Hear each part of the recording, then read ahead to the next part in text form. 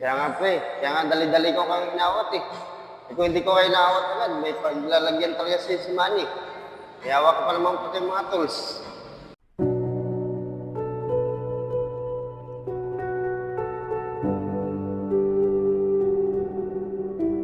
Oh, pre, Natcham, basta.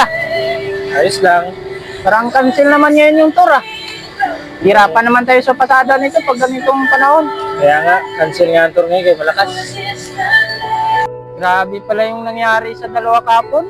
Yung kay Alfred at kay Manny. Malala na talaga yung away nila. Pinatulan na ni Alfred kapon yung si Manny. Muntik niya na tirahin. Wala si Salili. Siguro natira niya na si Manny. Pre, buti na lang natin si Salili.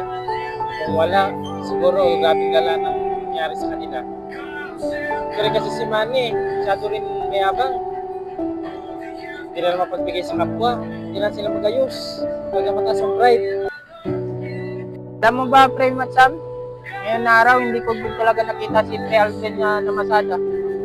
Siguro, parang kinakabahan na nga ako dahil baka tutuparin na ni Alfred yung sinabi niya sa akin na titirahin niya si Manny.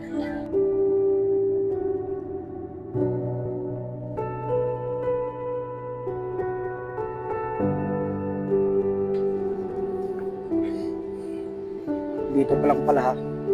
Ay nakapahinahanap eh. Kaya nakapahinahanap. Paano? Dami mo ang laki na kasalanan mo sa akin, ha? Paano mo bubuhayin pa kita? Grabe Min, nakita mo ba yung sumakal sa akin?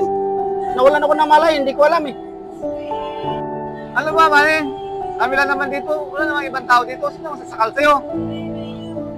Ano ka ba naman, Ray? Araw na araw, paano ako mananaginip? Nandiyan ako sa loob ng tricycle. Nakaupo. Nagsisilpon ako, bigla akong sinakal. Nawalan ako ng malay. Ang igpit-igpit na pagkasakal sa akin dito. Paglingon ko nung nagkamali ako, nilingon ko, wala na. Ano ba, mani? Paano hindi mo nakita?